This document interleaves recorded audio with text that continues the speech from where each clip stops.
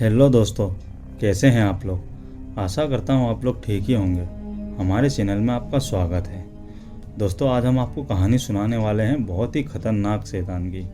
इस शैतान का नाम है कुबड़ा शैतान और ये दोस्तों लोगों की हड्डियाँ चबा जाता है। बहुत ही बुरा शैतान है। तो चलिए सीधे कहानी पर आते हैं। मेरा नाम राजा है। मैं झारखंड का रहने वाला हूँ। मैं एक बहुत ही गरीब परिवार से हूँ। ये बात आज से 5 साल पहले की है, जब मेरा भी हंसता खेलता परिवार था। लेकिन मानो हमारे परिवार को नज़र लग गई। उस समय मेरे पास कोई नौकरी नहीं थी और मेरा एक छोटा बच्चा भी था और मेरी बीवी भी थी। मुझे ये टेंशन होता था कि मैं अपना घर कैसे चलाऊंगा। तभी मुझे एक शहर से नौकरी के लिए बुलावा आया, तो मैं खुश हो गया और बिना सोचे समझे मैं वहाँ नौकरी करने के लिए तैयार हो गया। मैं, मेरी बीवी और मेरा 2 साल का बच्चा, हम तीनों वहाँ चले गए। हमें वहाँ रहने के लिए जगह भी दे दी गई। बाद में हमें पता चला कि हमें एक पुरानी हवेली है, वहीं पर रहना होगा और वहीं पे सब काम मिलेगा हमें।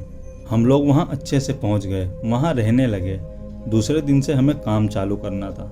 तभी मैं बाहर टहलने के लिए निकला तो वहाँ के लोगों से मेरी मुलाकात हुई। तो कुछ लोगों ने मुझे ये बताया कि वो हवेली तो बहुत ही श्रापित मानी जाती है, तुम वहाँ पर काम मत करो वरना मारे जाओगे। लेकिन मैंने उनकी बातों को इग्नोर कर दिया क्योंकि मुझे नौकरी की बहुत ज़रूरत थी।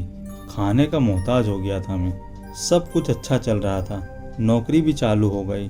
एक दिन की बात है, जब हम सब रात को सो रहे थे तो मुझे कुछ कट कट की आवाज़ आने लगी। तो मुझे ऐसा लगा कि लगता है शायद कोई अपने नाखून चबा रहा है। तो मैंने उस बात को इग्नोर कर दिया। फिर सुबह हुई, हम लोग सब काम पे लग गए।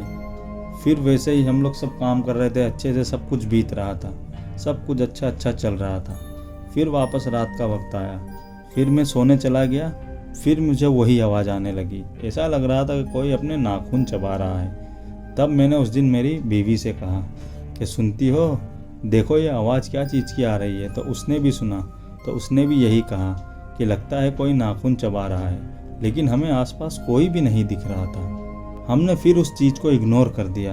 फिर हम सब सुबह हुई, काम पे लगे, इधर घूमे, सब काम किया, मजाक मस्ती हुई। तभी एक दिन इंजीनियर साहब आए। उन्होंने कहा कि चलो नीचे जो तहखाना बना है वहाँ चलते हैं, वहाँ पर भी काम करना है। तो हम लोग वहाँ सब चले गए। हम लोग वहाँ गए तो हमने देखा कि तहखाने के दरवाजे पर बहुत सारे धागे बंधे हुए थे और एक बड़ा सा ताला लगा हुआ था। तो हम लोग तो पहले थोड़ा डर गए। फिर हमने कहा कि आप रहने दो, ये हमें कुछ अजीब लग रहा है। लेकिन उन्होंने कहा अरे कुछ नहीं होता है, तुम लोग उसको खोलो। तो हम लोगों ने जैसे ही उसको खोला, दरवाज़ा खुलते ही मानो ऐसा लग रहा था कि हम लोग किसी बर्फ़ में आ गए। इतनी तेज़ ठंडी हवा सी चली और मुझे ऐसा लगा कि कोई दरवाजे में से बहुत तेज़ी से बाहर भागा हो। फिर मैंने इधर उधर देखा तो मुझे कोई भी नहीं दिखा। फिर मैंने उस बात को इग्नोर कर दिया। रात का समय था, मैं सो रहा था। तभी बाहर से बहुत चिल्लाने की आवाज़ें आई। सब घरों में से चिल्ला रहे थे, बचाओ बचाओ बचाओ। फिर बाहर जाके मैंने देखा तो मैं क्या देखता हूँ कि एक शख्स नीचे पड़ा हुआ है और उसका आधा शरीर कटा हुआ है और सुनने में आ रहा था कि उसको किसी कुबड़े शैतान ने खा लिया है और उसकी हड्डी चबा गया है। तो मुझे तो विश्वास ही नहीं हो रहा था। लेकिन फिर गांव के लोगों ने बताया कि ये वही महल का शैतान है, जहाँ तुम रह रहे हो हवेली का, वहीं का शैतान है ये। उसी हवेली में रहता था, शायद तुम लोगों ने उसे खोल दिया है, वो बंद था। उन्हें लोगों को पता थी पूरी कहानी, तो उन लोगों ने ऐसा ही कहा। मैं भी डरने लगा। मैंने भी सोचा अब मैं क्या करूं, मुझे यहाँ से जाना ही बेहतर लग रहा था। तो मैंने मेरी बीवी से कहा कि चलो चलते हैं, नौकरी तो दूसरी मिल जाएगी लेकिन जान दूसरी नहीं मिलेगी। तो मेरी बीवी कहने लगी कहाँ जाएंगे, छोटा बच्चा भी है, हम उसको कैसे पालेंगे, इस नौकरी के अलावा हमारे पास कुछ नहीं है। फिर मैंने उसकी बातें सुनकर के कहा जाने दो, जो होगा देखा जाएगा। अगर चले गए तो भूख से मर जाएंगे और आगे क्या होगा वो तो पता ही नहीं। फिर मैं वापस नौकरी करने लगा। फिर मैं सो रहा था, दूसरे दिन की बात है, रात का समय था। तभी मुझे वो आवाज़ें कटकटाने की बहुत तेज़ आने लगी। इतनी तेज़ ऐसा लग रहा था मानो कोई मेरे बगल में ही बैठा है और नाखून काट रहा है अपने। तभी अचानक से मुझे बहुत ज़ोरों का दर्द हुआ। इतना दर्द हुआ, आज से पहले इतना दर्द कभी नहीं हुआ था। तो मैंने तुरंत लाइट चालू किया। लाइट चालू करके देखा मैंने, तो मैं देख के पागल हो गया। मैंने देखा कि वही कुबड़ा शैतान मेरे बगल में बैठा हुआ है और मेरे दोनों हाथे पैर खा गया है। मैं बहुत तेज चिल्लाया। मैं चिल्लाया तो सभी लोग वहाँ पर आकर जमा हो गए और वो शैतान बहुत तेज़ी से वहाँ से भाग गया। मैं रोने लगा। तभी मैंने मेरी बीवी से कहा कि देखो, हमें यहाँ रुकना था, रुकने का नतीजा क्या हुआ हमारे साथ। तुरंत ही मेरी बीवी ने कहा कि चलो जो होगा देखा जाएगा, भूख से तो हम नहीं मरेंगे लेकिन वो शैतान की वजह से मर जाएंगे। तभी मुझे वहाँ के जो इंजीनियर साहब थे उन्होंने एक घर दे दिया। कहा कि तुम यहाँ रुको, सुबह होते ही मैं तुम्हें अपने गांव ले चलूँगा, वहाँ से गाड़ी में बैठा के तुम्हें अपने घर छोड़ दूँगा। लेकिन ये सिलसिला वहाँ भी नहीं रुका। हम लोग सो रहे थे, तभी बाहर से फिर चिल्लाने की आवाज़ आई तो मैं तो घबरा गया। फिर मैंने लाइट चालू किया तो मैं लाइट चालू करके देखता हूँ कि मेरा जो छोटा बच्चा था 2 साल का, वो मेरी बीवी को खा रहा था। बस मैं देख के पागल हो गया।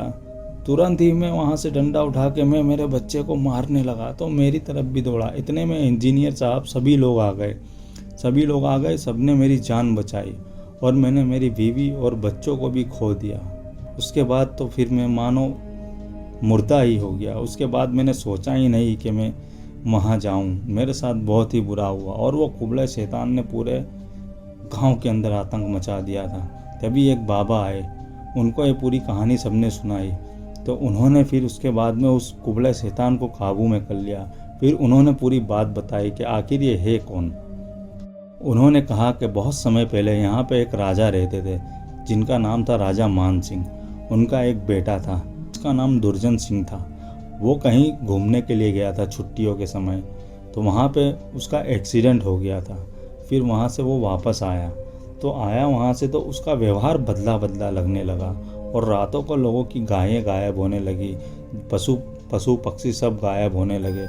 बाद में पता चला कि वो कोई और नहीं, कुबड़ा शैतान है। तो उसके बाद उसको वहाँ पे एक ऋषि मुनि थे बहुत बड़े, उन्होंने उसको ऐसा श्राप दिया था कि तू जिंदगी भर तेरी पूरे बदन की हड्डियाँ निकलती रहेगी और तू वो हड्डियों को चबाता रहेगा।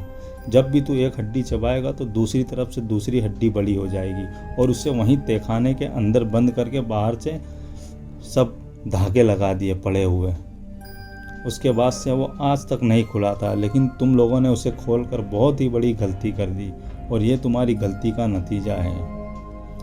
तो ये थी कहानी। दोस्तों, आपको कहानी कैसी लगी आप लोग हमें कमेंट में बताना। और दोस्तों, मुझसे कुछ गलती हो जाए तो प्लीज़ अपना छोटा भाई समझ करके माफ़ कर देना, क्योंकि मैं अभी नया हूँ। आप लोगों को बेस्ट से बेस्ट कहानी देने की कोशिश करता हूँ।